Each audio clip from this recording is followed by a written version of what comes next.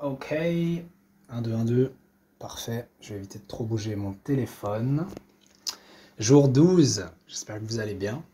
Aujourd'hui, on va parler de la peur de manquer une opportunité, qu'on appelle le FOMO en trading, Fear of Missing Out. Alors pourquoi on va parler de ça aujourd'hui?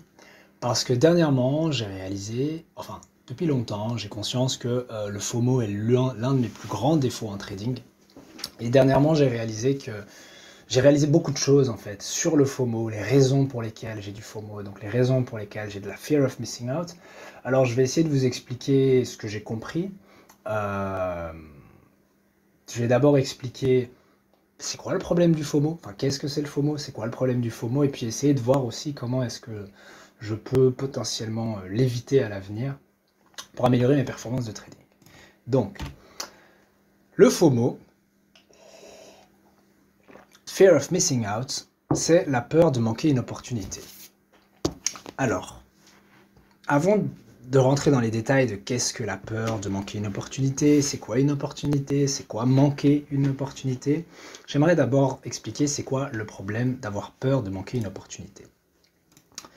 Le problème d'avoir peur de manquer une opportunité, c'est, imaginons, peu importe ta stratégie, ok, tu veux attraper un trade, d'accord?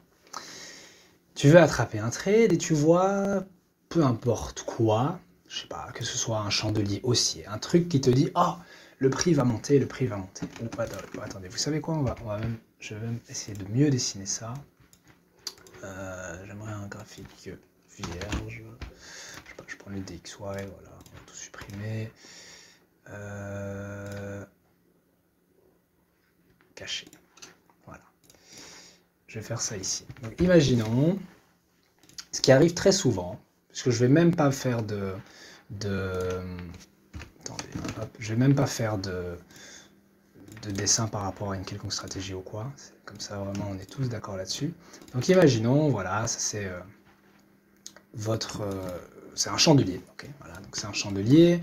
Vous voyez, je sais pas moi, que le prix, pardon, baisse. Ok, donc imaginons, voilà, ça baisse, ça baisse. Imaginons ici, vous avez un doji. Ok. Jusque-là, je pense que tout le monde comprend. Puis vous vous dites, j'ai peut-être une inversion du marché. Ok. Puis vous voyez un chandelier haussier, par exemple. Ok. Bon, j'ai pas mis les mèches inférieures, mais c'est un exemple. Ok. Chandelier haussier. Et là, par exemple, je me dis, et c'est ça le problème, je me dis, ah, peut-être que le marché va monter. Mais ma stratégie, admettons que ma stratégie me dise, je vais donner un exemple tout simple, mais ça c'est à vous de voir quelle est votre stratégie. Elle me dit par exemple que sur la time frame, donc la plage de temps inférieure, j'ai besoin d'avoir au préalable un break à la hausse de la structure, du dernier plus haut, un retracement ou un pullback, et ensuite une continuation à la hausse pour envisager une entrée peut-être à ce niveau-là. Sans parler du fait que du coup j'ai des confluences par exemple parce que je suis à une zone d'intérêt, etc. Okay, imaginons que ce soit voilà, votre stratégie très basique. Le but ici n'est pas de voir quelle stratégie est géniale ou quoi. Ouais, le problème c'est que ça met des régions rouges et j'ai pas envie. Voilà, comme ça. Voilà, donc imaginons, voilà, stratégie très simple. Mais imaginons qu'au lieu d'avoir ça, je vais même plutôt faire comme ceci. Ok. Comme ça c'est encore plus réaliste. Voilà. Sauf que là, donc le marché nous donne peut-être quelque chose comme ceci. Regardez les lignes jaunes. Donc, pour avoir un break, il faut que le prix vienne casser ce haut-là. Et je me dis, ouais, mais j'ai peur de rater l'opportunité parce que, qu'est-ce qui se passe si... Ok, donc pour l'instant, je vais même tracer ce que le marché nous fait pour l'instant. Pour l'instant, tout ce que j'ai, c'est ceci. Ok. J'ai peur de rater l'opportunité parce que, et si, et c'est ça le problème, et si maintenant le marché fait ça, ou peu importe, bref, part à la hausse, et ne revient jamais. Alors il y a deux choses dans cette situation-là. La première, c'est que, oui, et si le marché fait ça et ne revient jamais, vous manquez le mouvement. J'insiste, je n'ai pas dit l'opportunité, je dis le mouvement. La deuxième chose, c'est que vous pourriez me dire, oui, mais ici le marché fait ça, mais je pourrais aussi dire, ici le marché, une fois que vous entrez, donc imaginons que vous entrez ici, ok, toujours au même niveau, voilà. Et si le marché, je vais garder ça, fait par exemple ceci, je sais pas moi, pardon, ne casse jamais le haut.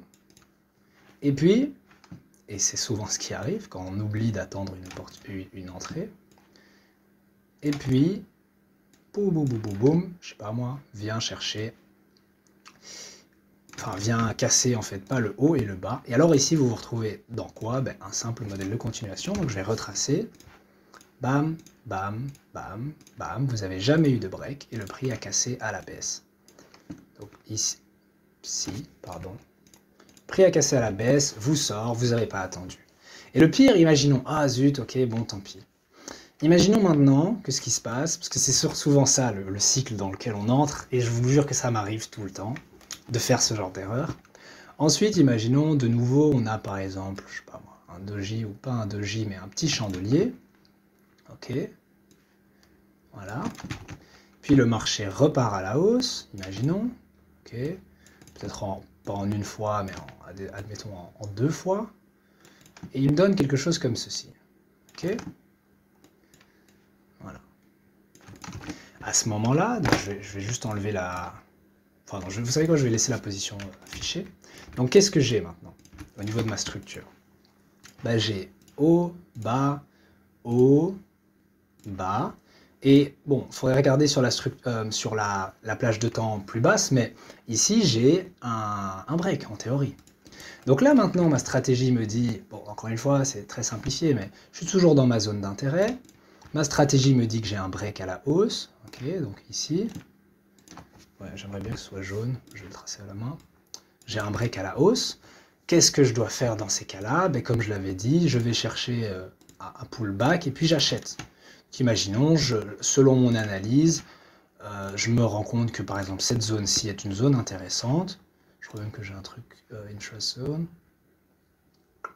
Area of interest, ok. Et donc je me dis, je mets un ordre limite, je mets mon stop là en dessous et je vais chercher de l'achat. C'est ce que je suis censé faire selon ma stratégie. Le prix descend. Imaginons vraiment d'un coup, voilà, on s'en fiche. Le prix descend, vient peut-être spike un peu à la baisse, et ensuite, peut-être, je sais pas, un doji, pourquoi pas.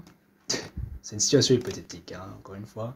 Voilà, donc imaginons il me donne un doji, et puis le gros mouvement de la journée est lancé, et l'action des prix démarre peut-être à l'ouverture de Londres ou à l'ouverture de New York, et le prix part à la hausse. Ok? Cool. Ça, c'est ce que j'aurais dû faire. Parce que ben, j'ai un signal, ok, j'ai ma zone, enfin bref, j'ai toutes les raisons d'entrer, donc c'est ça vraiment ce sur quoi j'insiste. Le but ici n'est pas de vous présenter une stratégie ou quoi, c'est vraiment juste retenir, ok, j'ai un signal, j'entre. Parce que je ne fais pas ça. Pourquoi je ne fais pas ça? Parce que maintenant que je viens de prendre un perdant ici, je me suis fait sortir, ben, je me dis, peut-être que ce trade-là passera pas. Et le problème, c'est que je vais mettre ma subjectivité sur les marchés pour essayer d'évaluer si un trade va passer ou pas. Alors que c'est pas mon boulot, ça. C'est pas à moi de déterminer si les probabilités vont passer ou pas. C'est au marché de juste se dérouler, c'est au marché de juste se jouer pour ensuite me dire si mon trade serait passé ou pas. Mais je ne dois pas, en tant qu'individu, interférer avec les probabilités en mettant ma subjectivité et en me disant peut-être que celui-là il passerait, peut-être celui-là pas. Non, juste est-ce que j'ai un signal ou pas, c'est oui ou non et j'exécute. Et donc, les chances sont que là, je me retrouve à hésiter. Alors c'est un autre défaut en trading, c'est l'hésitation et voilà. Et à entrer peut-être trop tard. Peut-être qu'à ce moment-là, j'entre ici. Et alors où est-ce que je peux mettre mon stop? Ben, j'ai pas vraiment d'endroit pour le mettre. Où est-ce que je mets mon stop? Là tout en bas, mais le problème c'est que j'ai déjà raté une bonne partie du mouvement, donc je me dis quoi? Je vais mettre mon stop là. Imaginons. Okay. On va vraiment continuer le scénario parce que c'est vraiment parfois un cycle dans lequel on tombe et au final, là où on avait juste une position à prendre, qui était, je le rappelle par exemple ici ou là, okay, on se retrouve à prendre une première position trop tôt, une deuxième position trop tard et on rate la position qu'on devait prendre. Okay, donc, imaginons je prends cette position, puis qu'est-ce qui se passe? Le marché fait un petit bout de chemin,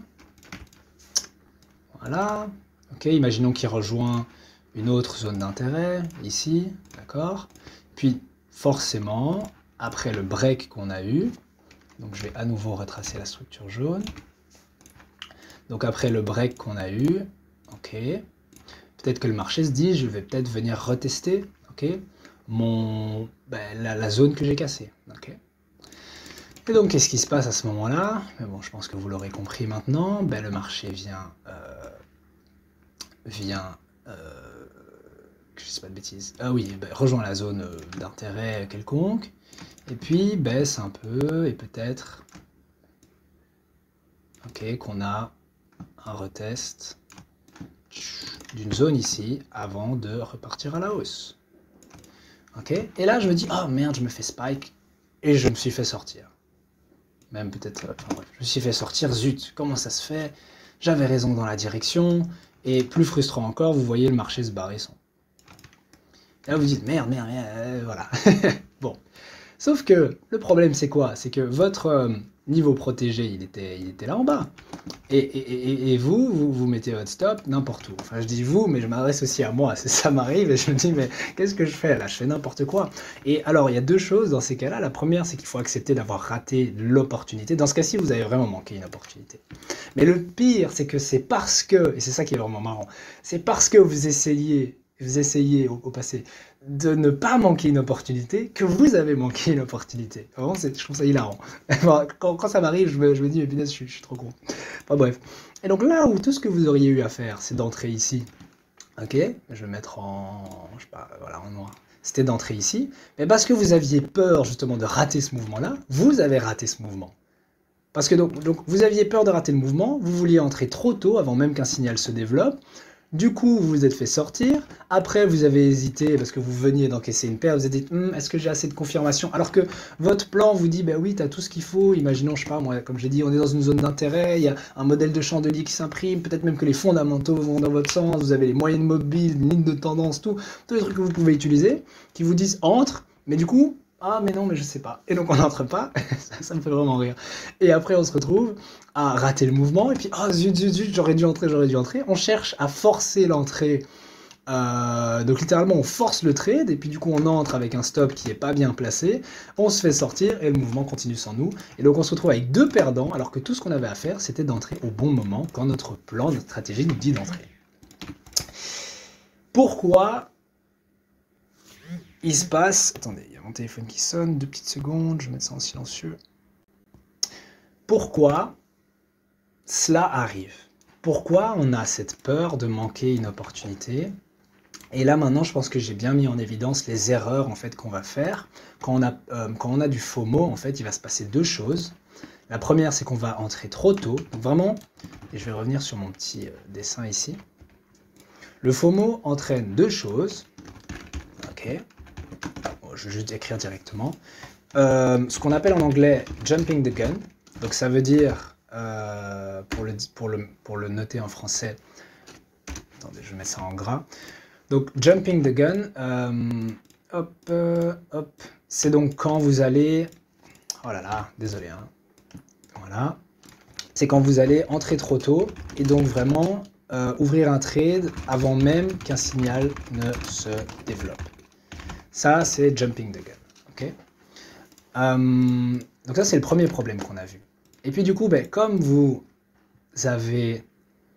Ça, c'est dans le cas où... Donc ça, c'est entrer trop tôt. Autre possibilité, je vais le mettre peut-être à gauche, c'est l'inverse. C'est entrer trop tard. Entrer trop tard, pourquoi? Vous avez manqué l'opportunité, mais vous ne l'acceptez pas. Et vous êtes en mode, non, je veux entrer. Et alors, c'est après qu'un signal se soit développé. Ok? Et donc ça, c'est les deux erreurs les plus courantes qui vont suivre le FOMO. Ok? Enfin, donc l'erreur en elle-même, c'est jumping the gun, donc sauter sur le marché. C'est ce qu'on a fait en fait. Ici en fait, non, c'était ce graphe-là. Ici, ce qui s'est passé, c'est qu'on est entré trop tôt parce qu'on avait peur de manquer l'opportunité. Après, on a manqué l'opportunité et on a aussi jump the gun. On a sauté sur le trade parce que du coup, on avait peur de rater la suite du mouvement. Mais dans les deux cas, c'est une erreur. Et tout ce qu'on avait à faire, c'était d'entrer là. Donc, ça, c'est les deux erreurs principales qui sont liées à la peur de manquer une opportunité. Maintenant, et je vais peut-être remettre ma tête, ça fait plusieurs semaines, même mois, que j'ai conscience de ce défaut que j'ai en trading. Et honnêtement, la plupart de mes trades sont des perdants, non pas parce que je me trompe dans la direction, non pas parce que je mets des stops trop serrés, mais parce que du coup j'entre trop tôt. Littéralement, j'entre trop tôt après que le signal, non pardon, avant même qu'un signal se soit développé, ce qui veut dire que j'ai pas de trade. Et alors c'est là où je vais parler de, pardon, du concept d'opportunité, ou bien l'autre possibilité, je voulais aussi montrer, pardon, j'ai le OK, j'entre trop tard, parce que je n'accepte pas d'avoir manqué une opportunité, mais souvent j'ai manqué l'opportunité parce que j'avais peur de manquer l'opportunité. Et alors j'entre trop tard, dans une partie du mouvement qui n'est plus aussi intéressante qu'avant, parce qu'elle ne me donne pas un niveau de stop intéressant, etc. Et je finis soit par me faire stopper, soit juste par avoir un trade nul. Okay, donc, je vais revenir sur cette phrase que j'ai dite plusieurs fois. Laissez-moi trouver. Bon, je connais pas trop bien le site, désolé. Ah, je crois que c'est là, voilà. Donc plusieurs fois j'ai dit... je manque une opportunité, ou je rate, on peut même dire je rate, et je vais l'écrire ici, voilà. Donc plusieurs fois, je dis que je rate une opportunité, justement parce que j'ai peur de manquer une opportunité. Ok? C'est un truc que j'ai dit plusieurs fois dans la vidéo. Peut-être changer de couleur. Je rate une opportunité justement parce que j'ai peur de manquer une opportunité. Pourquoi? Non, d'abord, je vais faire une parenthèse sur le terme opportunité. Et après, je vais expliquer d'où vient cette peur. Le terme, c'est quoi une opportunité? Okay, donc une opportunité de trading, bien évidemment. Bon, bref. Qu'est-ce que c'est une opportunité? Une opportunité, c'est quand vous avez un signal. Okay, ça veut dire que s'il n'y a pas de signal, je vais vraiment mettre signal. Et je vais revenir sur mon petit schéma que j'avais fait, ce joli petit schéma. Si j'ai pas de signal, comme... c'était où? C'était... attendez, je sais plus le premier... Ah oui, c'était ici. La première position que j'avais prise. En mode, ah oui, voilà. Si j'ai pas de signal, d'accord, peut-être que parce que j'ai pas eu... donc ici c'était sur la structure, pas la vraie structure, mais une petite structure, j'avais l'impression d'avoir un break, et puis au final je me suis fait casser à la baisse.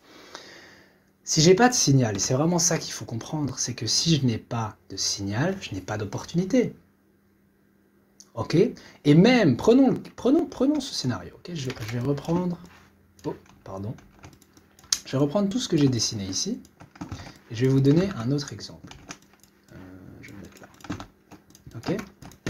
On va supprimer ceci, ceci, ceci, ceci, ceci et ceci. Imaginons qu'au lieu de faire tout ce que le marché a fait par la suite, ok? Donc j'avais ce mini niveau, mais qui ne nous dit pas d'entrée, ok? Comme je l'ai dit. Pourquoi? Parce que j'avais pas de break à la hausse. Imaginons maintenant, donc je vais... Non, enfin je vais laisser tout ça, c'est pas... Enfin oui non du coup, parce que c'est pas ça que je veux montrer. Donc imaginons ici, donc je n'ai pas de signal, j'insiste là-dessus, je n'ai pas de signal, mais j'ai peur, pour x ou y raison, que le marché fasse ceci. D'accord? Et donc je vais aussi supprimer ça. Voilà. Donc j'ai peur de manquer l'opportunité dans le cas où le marché, boum, je sais pas moi, explose à la hausse. Okay, ça arrive, c'est ça le pire, c'est que des situations comme ça arrivent, et quand vous re-analysez le trade et vous essayez de backtest, vous vous rendez compte que selon votre stratégie, il n'y avait aucun endroit où vous auriez pu entrer. Donc je vais même enlever ça. Si vous revenez en arrière, peut-être à la fin de la semaine, vous faites la revue de la semaine, vous faites un backtest et vous vous rendez compte que, tiens, imaginons, il y a... Oula, qu'est-ce qui s'est passé? Il y a eu un grand mouvement de prix à la hausse et vous vous rendez compte, punaise, là, il y avait un trade de 40, 50, 60 pips que j'ai pas pu attraper, enfin que j'ai pas réussi à attraper. Mais ce mouvement-là, c'est là où il faut faire la distinction entre un mouvement et une opportunité. Selon votre stratégie, il n'y avait aucun moyen de l'attraper. Et c'est pas grave, ok? Parce que vous n'avez pas manqué une opportunité. Vous avez juste manqué un mouvement. de prix. Et j'insiste sur cette distinction, pourquoi? Parce que selon votre stratégie, il n'y avait pas d'opportunité. Donc vous n'avez rien manqué, parce que vous n'aviez aucun moyen de savoir qu'il y avait un trade à ce moment-là potentiel, selon votre stratégie. Si maintenant, et pour donner peut-être un exemple qui vous parlerait mieux, vous donniez votre stratégie à un robot, imaginons qu'elle puisse être automatisée et qu'un robot puisse la trader. Le robot n'aurait pas pris cette entrée, parce que le robot, vous l'avez configuré pour dire tu prends l'entrée que s'il y a un break à une zone d'intérêt, blablabla. Et donc le robot, lui qui analyse objectivement les marchés, il va dire j'ai pas de break, je prends pas de trade. Puis le trade explose à la hausse, à ce moment-là, à la limite, peut-être que votre robot va se dire ah, j'ai mon break, et donc je vais attendre un retracement. Mais bon, forcément, du coup, il n'y aurait pas eu cette opportunité-là, mais le robot aurait juste dit j'ai pas eu de signal, donc j'ai pas manqué de trade. Donc il va pas, voilà. Donc j'espère que vous comprenez bien que, comment on met en grand, voilà, opportunité, ok, c'est pas la même chose, ou plutôt non, je vais l'écrire ici, opportunité, c'est pas la même chose qu'un mouvement, ok, et que donc tout ce que vous pouvez manquer sur les marchés financiers, c'est un mouvement. Alors, il peut vous arriver de véritablement manquer une opportunité. Donc, imaginons, ok, ici, que vous manquiez véritablement l'opportunité ici. Je l'ai déjà entouré.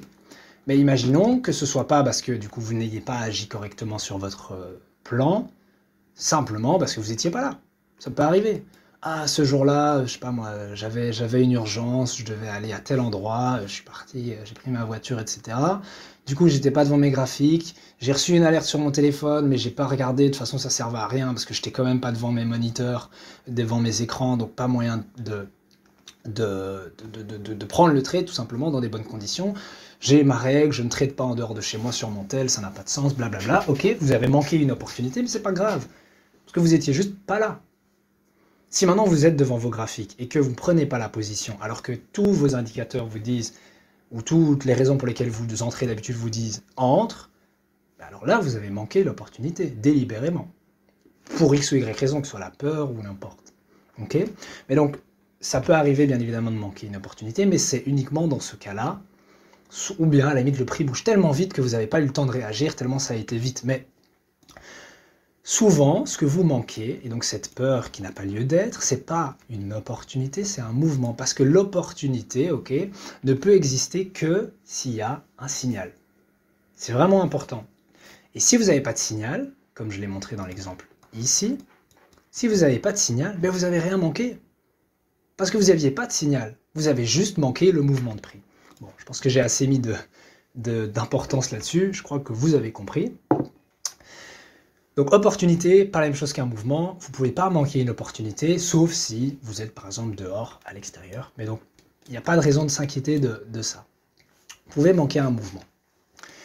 Ce qui vous arrive par contre souvent, parce que comme je l'ai dit, ça arrive de manquer une opportunité, c'est parce que vous agissez mal sur base de votre stratégie et de votre plan. Et alors, pourquoi vous agissez mal sur base de votre stratégie et votre plan? Et encore une fois, je dis vous, mais je parle aussi à moi-même parce que je suis le premier à faire l'erreur. Pourquoi? Je vais dire en jeu, j'agis mal sur base de ma stratégie et de mon plan. Alors, on va le noter. Donc, je rate une opportunité justement parce que j'ai peur de manquer une opportunité. L'erreur que je fais, c'est jumping the gun, c'est sauter sur un trade qui n'a pas lieu d'être. Et donc, j'entre soit trop tard, soit trop tôt. Pour ceux qui ne suivent pas hyper bien, c'est ce que j'ai montré ici. J'entre trop tôt ou bien trop tard et je me retrouve avec 2 perdants alors que j'aurais pu avoir un gagnant. Cette peur, ok, je vais entourer, cette peur, ok, vient en fait du manque de confiance, ok, je vais l'écrire en grand, du manque de confiance en soi, en sa stratégie, etc. En fait, globalement, en soi et en sa stratégie. Pourquoi manque de confiance? Manque de confiance parce que non seulement vous n'êtes pas certain ou plutôt vous ne connaissez pas comment je peux dire ça? Vous ne connaissez pas les probabilités de votre stratégie. En gros, vous ne savez pas, dans votre stratégie, qui dit par exemple, ok, moi j'ai plusieurs points, d'accord, ma stratégie dit que je fais ça, ça, et que elle vous dit globalement, en gros, où est-ce que vous entrez, où est-ce que vous sortez, et pour quelle raison. Sauf que vous avez cette stratégie, pour X ou Y raison, mais vous ne connaissez pas, ou en tout cas vous n'avez pas confiance en ses rendements. Parce que probablement vous ne l'avez pas suffisamment backtesté ou que vous ne la comprenez pas suffisamment. Ça veut dire donc deux choses, soit vous ne comprenez pas bien votre méthodologie, soit vous n'avez pas suffisamment backtesté votre stratégie. Je m'explique. Si on prend un certain nombre de trades, ok, donc imaginons, bon, il n'y a pas 10 points, mais imaginons 10, 20, même 20 à 25 trades, ok, un échantillon de 20 à 25 trades, pour voir si notre stratégie nous rapporte des rendements positifs. En gros, si on est rentable. Une fois que vous faites ça, vous avez, entre guillemets, une petite fiche qui va vous dire, ok, votre stratégie, imaginons, je vais même le noter, on va bien faire ça, d'accord? On va faire une jolie fiche. Voilà. Ma stratégie. Et alors, après avoir backtest, ok, sur 20 ou 25 trades, je sais que ma stratégie peut-être a comme paramètre win rate, donc taux de victoire, taux de gain, 50%. Ok, gain moyen 3R, perte moyenne 1R. Ok, qu'est-ce que je peux mettre d'autre? Drawdown max, ok, 3R. Par exemple, le maximum que j'ai eu quand j'ai backtest sur l'échantillon de 20-25 trades, c'était moins 3R. Donc ça veut dire que j'ai eu 3 pertes consécutives. J'ai jamais eu plus que 3 pertes consécutives, par exemple. Qu'est-ce que je peux mettre d'autre? Bref, ce que je veux dire par là, c'est que cette fiche un peu, après avoir backtest, d'où l'importance de backtest régulièrement, parce que ça va un peu changer, mais normalement votre stratégie, si vous l'appliquez toujours dans le même environnement de marché, va vous donner à chaque fois plus ou moins les mêmes paramètres. Il peut y avoir une marge d'erreur, mais plus ou moins les mêmes paramètres. Cette fiche vous donnera la confiance de vous dire, ok, sur une série de trades, je sais que je vais avoir plus ou moins ces stats-là, si et uniquement si j'applique correctement ma stratégie. Mais si maintenant vous abordez les marchés d'un trade à l'autre seulement, donc pas avec une vision d'ensemble, où vous regardez vos performances sur plusieurs trades, mais vous regardez vraiment chaque trade. Qu'est-ce qui va se passer dans notre cerveau, dans notre petit cerveau d'humain? C'est on va se dire, ok, je prends un trade, et je vais retourner sur TradingView. Je prends un trade, hop, et il s'avère que c'est un perdant. Et au lieu de se dire, et c'est ça le problème de, je vais vraiment, on va faire une distinction entre les deux. Vous savez quoi, je vais retourner encore à gauche. Donc, soit vous avez, on va prendre, attendez, hein, ça c'est là, j'essaie d'avoir suffisamment d'espace. Donc imaginons, voilà. Donc au lieu d'avoir une vision, désolé, d'ensemble, ok, en mode 1, 2, 3, plusieurs trades, ou comme je l'ai dit, donc vraiment une vision sur une série de trades, ok. Vous avez une vision trade par trade, et donc vous ouvrez une position, je vais reprendre ça, et vous vous dites, enfin pas vous vous dites, c'est un perdant. Bon, ben ça arrive. Le problème c'est que vous vous dites pas ça arrive. Vous vous dites, il y a quelque chose que j'ai du mal faire. Ma stratégie marche pas, ou comme je l'ai dit, vous n'avez pas confiance en votre stratégie. Oh, ma stratégie marche pas, j'ai pris un perdant. Sauf que les perdants font partie. Donc 1, 2, 3, 4, 5, 6, 7, 8, 9, 10. Oh, c'est parfait, il y en a 10. Imaginons que sur ces 10 trades que j'ai dessinés au-dessus, ça c'est un gagnant, gagnant, win-win, lose, win, lose, lose, lose, parce que j'ai dit que vous pouviez avoir 3 pertes consécutives. 1, 2, 3, 4, 5, 2, 3, 4, 1, 2, 3, ah oui, et lose, ok. Voilà, 5 wins, 5 lose, ratio de victoire de 50%. Si vous abordez les marchés sur une série de trades, vous vous dites, bon, j'ai pris une perte ici, ok, j'ai pris 3 pertes là, mais c'est pas grave, parce que je sais que si maintenant je regarde sur une série de trades, c'est normal, la moitié de mes trades seront perdants, ok, parce que ma stratégie ne marche pas à chaque fois.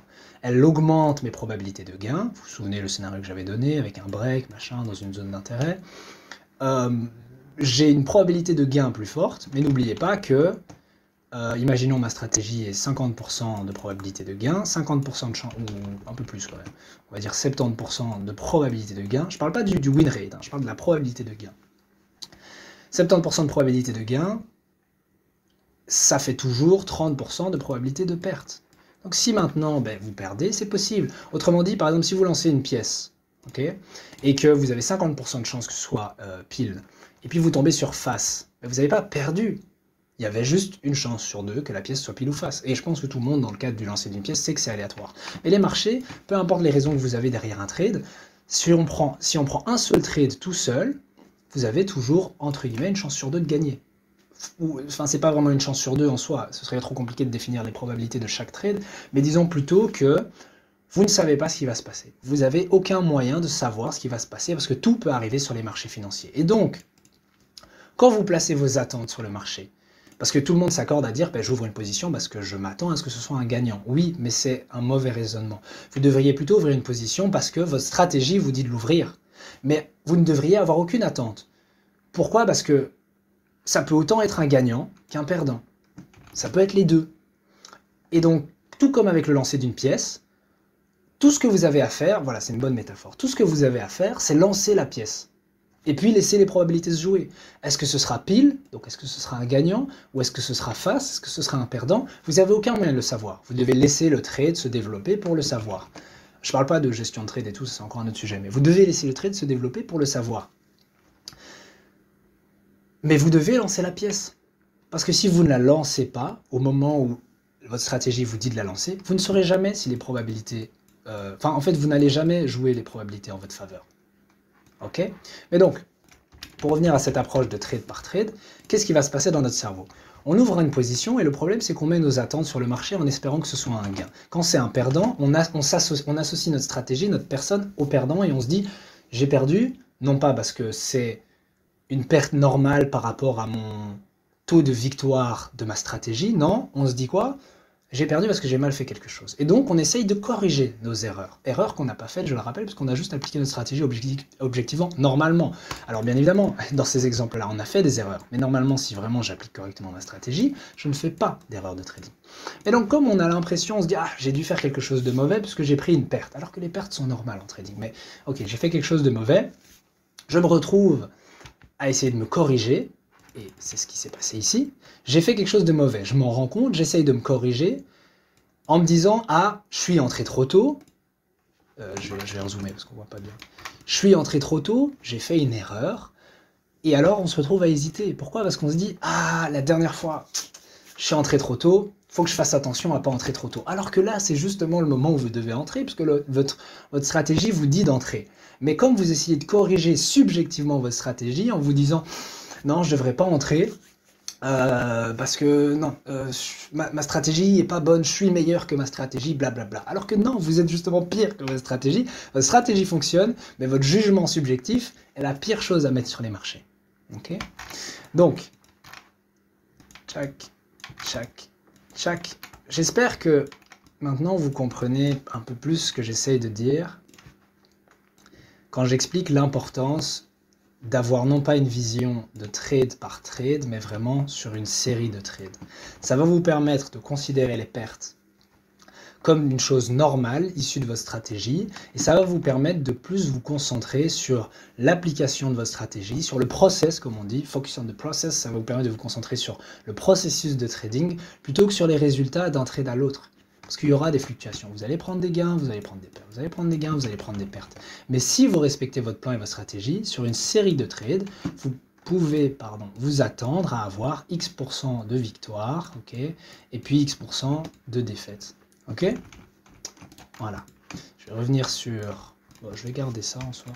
On ne sait jamais que je le réutilise après. Je vais revenir sur ce site, Miro, si jamais les gens veulent faire des mind maps ou quoi. Donc, quand j'ai backtest ma stratégie, je sais, et c'est ça qui est vraiment important, et c'est l'erreur en fait que j'avais faite, c'est que, je vais être honnête avec vous, j'ai entendu beaucoup de fois, il faut backtest pour gagner confiance en sa stratégie, pour la maîtriser, quand je dis la maîtriser, c'est que ça devienne du drill un peu, du tac au tac. C'est ok, j'ai un signal, j'entre, j'ai un signal, j'entre. Alors qu'au début, c'est un peu compliqué parce que quand on a une nouvelle stratégie, alors ma stratégie, honnêtement, je l'ai la même depuis des années, mais je l'applique mal. Quand on a une nouvelle stratégie, on doit d'abord se familiariser avec. Alors attends, selon cette stratégie, je dois rentrer quand si ça. Et mais à la fin, ça devient du tac au tac. Et c'est ça, en gros, qu'on veut essayer de faire quand on backtest. Mais surtout, en fait, gagner confiance en notre stratégie. Euh, Confiance dans le sens avec ce que je viens d'expliquer. Avoir cette certitude que sur une série de trades, on est rentable. Parce que c'est ça la difficulté quand on regarde trade par trade, c'est qu'on n'a plus cette certitude, on se dit ah je viens de prendre une perte, est-ce que le suivant sera une perte? Et si on regarde vraiment trade par trade, c'est possible d'avoir une perte, deux pertes, trois pertes. Mais si on a backtest avant, on sait qu'en appliquant correctement notre stratégie et en saisissant toutes les opportunités qu'on voit, quand je dis toutes les opportunités, ça ne veut pas dire tous les mouvements. Attention, j'ai bien insisté tantôt, opportunité c'est pas mouvement. Toutes les opportunités, ça veut dire que dès que notre stratégie nous donne un signal, on entre. Si on saisit du coup tous les signaux, je devrais plutôt appeler ça comme ça, on sait que sur une série de 10, 15, 20, 25 trades, on sera rentable. Et c'est parce qu'on dévie de notre stratégie, parce qu'on essaye de corriger, de faire des mini-corrections subjectives qui sont la pire chose à faire en trading, que du coup, on n'est pas rentable. Parce qu'alors, on dévie de notre stratégie et en fait, on ne l'applique pas. C'est de temps en temps, j'applique ma stratégie, de temps en temps pas. C'est le fameux adage que beaucoup de traders disent, c'est suis ton plan. Ok, plan your trade, trade your plan, c'est planifie tes trades et trade ton plan. Agis sur base de ton plan. Et beaucoup de gens dévient de leur plan, ils sont là. En gros, ils prennent des décisions subjectives au fur et à mesure qu'ils voient l'évolution des marchés. Parce qu'ils essayent, comme je l'ai dit, de faire des mini-corrections qui n'ont pas lieu d'être parce que la stratégie fonctionne, mais seulement si elle est appliquée. D'un trade à l'autre, oui, parfois elle ne fonctionne pas. Dans le sens où oui, parfois vous aurez pas un gagnant. Mais tant que vous suivez la strat, vous devriez avoir un win rate qui est plus ou moins semblable à ce que vous aviez en backtest. Et le pire aussi, c'est que une bonne façon de voir si votre psychologie interfère avec votre stratégie, ça veut dire une bonne façon de voir si vous appliquez mal votre stratégie, c'est s'il y a un grand écart entre vos stats en backtest et vos stats en réel. Donc si maintenant je faisais un mini-graphe, ok, on va faire un mini-graphe, donc imaginons que ici ce soit vos gains et ça ce soit le temps, ok. Donc imaginons que votre backtesting vous dit que vous pouvez avoir ce genre de courbe de croissance, ok, dans votre trading, ok. Si maintenant votre courbe de croissance réelle elle ressemble à quelque chose comme ça, peut-être même qu'elle est comme ceci, ou peut-être même qu'elle est négative. Oh pardon, vous ne voyez plus. Oh zut. J'espère que j'ai montré tantôt. J'espère que j'ai montré tantôt. Enfin, j'ai rien écrit de plus, mais j'espère que j'ai montré ce que j'expliquais là. Bon, c'est pas grave. Ah merde. Bref, donc je disais, voilà, j'ai fait un graphe. Donc en noir, voilà. Donc ici c'est votre capital et là c'est le temps. Donc ça, c'est votre courbe de croissance hypothétique, dans le sens où si vous appliquez parfaitement votre stratégie, c'est le rendement que vous pouvez espérer avoir.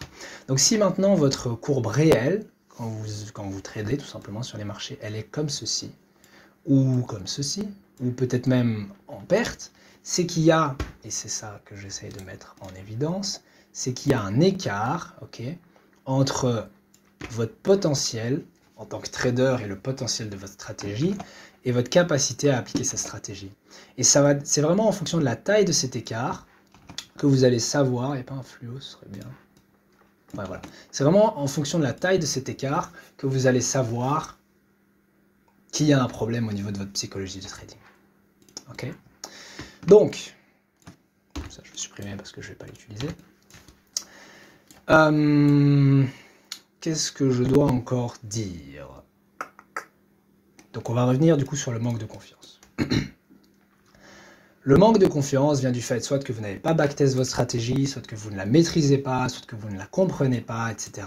En gros qu'il y a trop d'à peu près et d'aléatoire parce que vous ne l'appliquez pas correctement. Une fois que vous avez backtest votre stratégie, il y a deux choses qui se produisent. Premièrement, vous avez de la certitude. Ok. Je vais laisser ça en jaune. Donc on va faire comme ceci. Une fois que vous backtestez votre stratégie, vous avez la certitude Désolé, hein, je ne maîtrise pas hyper bien le logiciel. Donc vous avez la certitude, non pas donc la certitude que votre stratégie fonctionne, que vous pouvez être rentable, pas d'un trade à l'autre. Ok, donc vous n'avez pas cette certitude d'un trade à l'autre, mais vous avez cette certitude, tchac, sur une série de trades. Ok, voilà. Donc vous n'avez pas cette certitude d'un trade à l'autre, mais vous avez la certitude que sur une série de trades, vous devriez être rentable. Et que si maintenant, il y a un écart entre, je n'ai pas besoin de l'écrire, mais si maintenant il y a un écart entre vos performances réelles et vos performances potentielles, c'est qu'il y a un travail à faire, non pas à ce niveau-là, mais oui, du coup à ce niveau-là. Ça veut dire que vous faites des erreurs de trading. Parce que comprenez bien que si maintenant on donne votre stratégie à un autre trader, et normalement votre stratégie devrait être suffisamment objective que pour que n'importe qui puisse l'appliquer, en mode ok, s'il y a ça, j'exécute. Et n'importe quel trader devrait pouvoir exécuter objectivement sur base de votre stratégie. S'il y a trop d'éléments subjectifs, c'est qu'il y a un problème. Pardon. S'il y a ça, j'exécute. L'autre trader devrait avoir les... Donc imaginons que ce soit un trader professionnel, ok. Vous lui donnez votre stratégie, il l'exécute, et bien sur une série de trades, 20, 25 trades, 100 trades, il devrait avoir les paramètres que vous avez renseignés ici, selon votre backtesting. Et c'est ça que j'essaie d'expliquer. Et que vous donniez votre plan à n'importe quel trader professionnel, il devrait être capable de l'appliquer objectivement. Ou formule autrement, je dis trader professionnel, mais en gros c'est comme si vous donniez votre plan à un robot. Il l'applique objectivement, et du coup il a les retours escomptés par la stratégie. Et donc s'il y a vraiment cet écart, avec le graphique là que j'ai montré tantôt, c'est qu'il y a un problème au niveau de votre application de votre stratégie. Okay. Mais donc, j'ai expliqué aussi pourquoi vous avez cette réticence à appliquer votre strat, parce que vous n'avez pas confiance en la strat. Vous dites, je ne suis pas sûr qu'elle marche, je ne suis pas sûr qu'elle marche, parce que vous ne l'avez pas backtest. À partir du moment, et du coup je terminerai par ce troisième point, à partir du moment où vous gagnez confiance en votre stratégie, où du coup vous avez cette certitude, non pas d'un trade à l'autre, mais sur une série de trades, vous n'avez plus aucune raison de faire preuve de peur. J'ai expliqué déjà que la peur n'a pas lieu d'être, étant donné que ce n'est pas des opportunités que vous manquez, mais c'est des mouvements. En réalité, si vous avez un signal, vous entrez, donc vous ne manquez rien. Si vous n'avez pas de signal, vous n'étiez pas censé entrer. Donc vous avez respecté votre plan. Pour lui dire, oh là là, j'ai pas eu le trade, etc. Il n'y avait pas de trade. Okay, mais bon, j'ai déjà expliqué ça tantôt. Lorsque vous avez la confiance, okay, ça va vous permettre d'avoir beaucoup plus de patience. Parce qu'en réalité, ce jumping the gun, ici, je vais prendre du rouge, ce jumping the gun, donc l'erreur qu'on fait, okay, c'est parce que on ne fait pas preuve d'assez de patience. Patience pourquoi? Pour avoir un signal. Okay. Si on est suffisamment patient et qu'on attend que le signal se développe, quand on a le signal, on place notre trade, puis on laisse les probabilités se jouer, et on ne se matraque pas l'esprit si maintenant le trade est un perdant, parce qu'on sait que sur une série de trades, on sera rentable. Eh bien, on a tout compris. Enfin, je ne sais pas comment le dire autrement, mais disons simplement que si vous avez compris un peu tout ce que j'ai expliqué, la dernière étape, et je vais l'écrire, faire une belle quote, c'est quelque chose que je dis souvent sur mon Instagram. Ok, pour ceux qui veulent aller voir, il y a le tag, le lien dans la description. La patience, ok, est la dernière étape avant de devenir rentable. Ok, donc cette phrase, elle est très importante. Pourquoi? Parce que c'est lorsque vous serez patient que vous... Ou plutôt, pardon, quand vous aurez... Enfin, retenez la phrase ici, mais je vais écrire en dessous, je vais faire encore des petits liens, ok? Donc, vous aviez peur, etc. D'accord. Mais quand vous avez confiance, confiance en quoi? Donc en votre plan, en votre capacité à exécuter correctement, etc. Quand vous gagnez cette confiance, vous ferez davantage preuve de patience. Cette patience vous permettra de saisir les signaux, ou je pourrais mettre d'exécuter correctement, mais simplement vous attendrez un signal avant d'exécuter, et lorsque vous aurez le signal, vous exécuterez. Vous appliquerez correctement votre stratégie, entre guillemets, enfin, je ne sais pas comment le dire. Mais dans tous les cas, vous appliquerez votre stratégie, voilà, je vais mettre ça comme ça, et sur une série de trades, du coup, vous serez rentable. Bon, c'est pas hyper, les liens sont pas hyper logiques, mais ce que je veux dire par là, c'est que à partir du moment où vous avez confiance en votre stratégie, et il y a peut-être deux éléments aussi qui sont importants de noter, c'est le manque de confiance, ici, résulte de plusieurs choses. Je vais mettre en...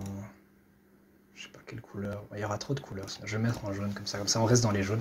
Le manque de confiance vient de vos erreurs. Erreurs, pourquoi? Parce que si vous commettez des erreurs en trading, ok, vous allez manquer de confiance en vous, vous allez dire, ah, tu vois, j'ai pas réussi à prendre ce trade, j'arrive pas à appliquer mon plan, et donc vous allez manquer de confiance en votre capacité à exécuter correctement. C'est une première chose. Vient aussi de votre manque de confiance en votre stratégie. Donc je vais mettre manque de backtest, parce qu'au final, le manque de confiance en votre stratégie, c'est soit que votre stratégie est mauvaise, mais c'est rare. C'est rare parce que si vous avez, à moins que vous ayez créé votre stratégie vous-même, sans connaissance, etc., si vous avez par exemple repris la stratégie d'une formation de trading ou quoi, elle a toutes les raisons de fonctionner. En tout cas, elle fonctionne pour quelqu'un. Donc ça veut dire que c'est sûrement vous qui l'appliquez mal si elle ne fonctionne pas. Mais donc généralement, c'est un manque de backtest en votre stratégie qui fait que vous ne l'appliquez pas. Et puis finalement, c'est de l'incompréhension.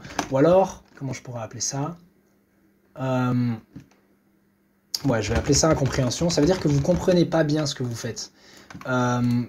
Donc imaginons que vous utilisez une certaine méthode de trading.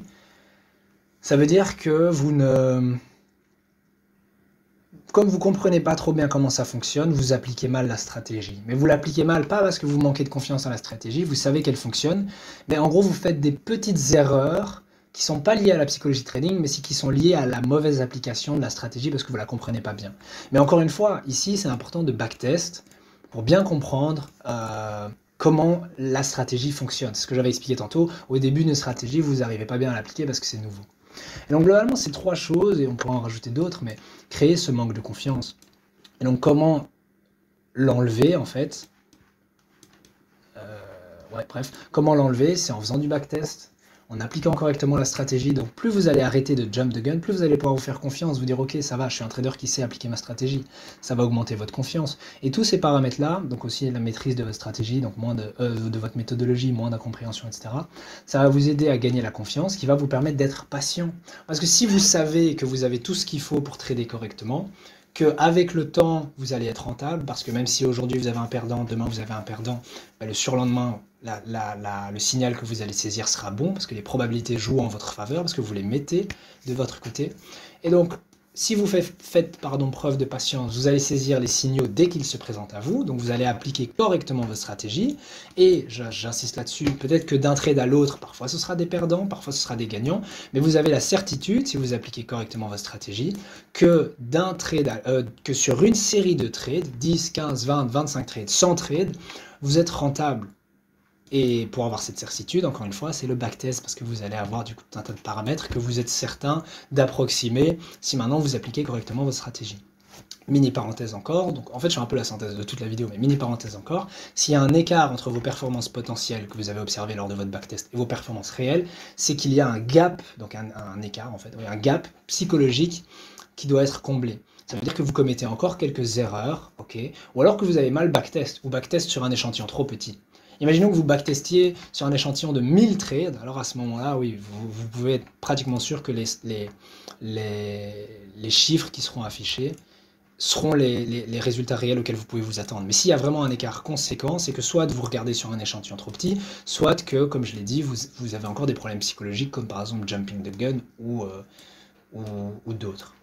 Parce qu'il n'y a pas que cette erreur-là en trading, bien évidemment. Donc vous appliquez correctement vos stratégies et à ce moment-là, ben, c'est la porte vers la rentabilité. Et c'est pour ça, et je terminerai avec cette phrase, la patience, une fois que vous maîtrisez ça, qui vient de la confiance, blablabla, c'est vraiment la dernière étape avant de devenir rentable. Ok. Sur ce, oh, c'était une longue vidéo. En fait, genre, je suis content, et là j'ai terminé la vidéo. Si vous voulez quitter la vidéo maintenant, vous pouvez là juste parler un peu personnellement, mais je suis content parce que c'est, après, pour ceux qui ne le savent pas, ça fait quand même plusieurs années que j'étudie les marchés financiers. Ça fait à peu près un an et demi que je trade, mais ça fait vraiment 6 mois que je trade tous les jours, de manière sérieuse, etc. Et parfois, dans votre aventure et dans votre chemin dans le trading, vous allez avoir quelques réalisations en cours de route, comprendre des choses en mode «Oh mon Dieu, c'est comme ça que ça marche. Oh mon Dieu, c'est ça». Genre, c'est vraiment ce... En anglais, ils disent ce haha moment, ou alors un eureka, en mode «Punaise, je viens d'avoir genre la réalisation de ma vie», entre guillemets. Et c'est ces grandes étapes-là qui vous permettent de faire un bond significatif en avant, parce que vous vous rendez compte de toutes les erreurs que vous faisiez avant. C'est comme si vous débloquiez une nouvelle compétence dans un jeu, en fait. Et je suis vraiment content parce que ces derniers jours, et même je dirais que sur les 10 derniers jours, j'ai vraiment retourné ce problème dans ma tête. Je comprenais pas pourquoi je faisais preuve de FOMO, etc. Et vous avez été d'ailleurs certains à m'aider parce que j'ai posé des questions à la communauté pour demander, oui, voilà les gars, je fais preuve de beaucoup de FOMO. Mes deux erreurs, c'est soit que je gère mal mes trades, ça c'est encore autre chose, j'en parlerai peut-être dans une autre vidéo, mais surtout que je saute trop vite sur les trades alors qu'il n'y a pas de signal. Est-ce que vous avez des conseils pour m'aider, etc. Donc j'ai bien lu tout ce qu'on m'a envoyé, j'ai interagi avec certains du coup traders, et puis ça a commencé à faire son chemin dans ma tête. Et j'ai commencé à comprendre. J'ai aussi lu certains ouvrages qui m'ont aidé. Je cite souvent dans les vidéos Mark Douglas qui est vraiment génial. J'ai relu et j'ai re-regardé tout un séminaire de psychologie qu'il a fait sur YouTube. Et puis les choses, en gros, j'ai commencé à faire les liens dans ma tête. Et ça a commencé à faire sens. Et j'ai commencé à comprendre tout ce que je viens de vous expliquer ici. Alors bien évidemment, enfin oui, du coup là vous le voyez pas, vous voyez que ma tête, mais c'est pas grave. Enfin tout ce que j'ai expliqué sur le tableau. Et c'est vraiment génial. En fait, voilà, c'est tout ce que je voulais dire. Parce que on sent qu'on progresse en fait. Et je me vois mal, par exemple maintenant, après vous avoir expliqué tout ça et après avoir compris moi-même tout ça, refaire les mêmes erreurs. Par exemple, je me vois mal, ça arrivera bien évidemment encore quelques fois, mais ça arrivait vraiment souvent. Je me vois mal, par exemple, faire preuve de FOMO et sauter sur une opportunité qui n'a pas lieu d'être. En tout cas, pas autant qu'avant, parce que dès que maintenant je vais voir un signal qui ne s'est pas développé, je vais me dire je vais pas me faire avoir. Même si je pourrais manquer un mouvement, je ne vais pas prendre ce trade parce qu'il n'y a pas d'opportunité, il n'y a pas de signal. Vous voyez? Et le fait d'avoir ça en tête, et surtout de l'avoir compris, je pense que ça va vraiment m'aider à plus commettre les mêmes erreurs et peut-être à redresser ma courbe de croissance. Donc voilà, bon, je crois que la vidéo est longue, je sais pas du tout combien de temps elle dure, mais bref, j'espère qu'elle vous aura plu. Et puis, on se retrouve demain pour continuer cette aventure, pour le 13e jour demain. Et voilà, voilà, c'est tout. Bon, allez, à demain.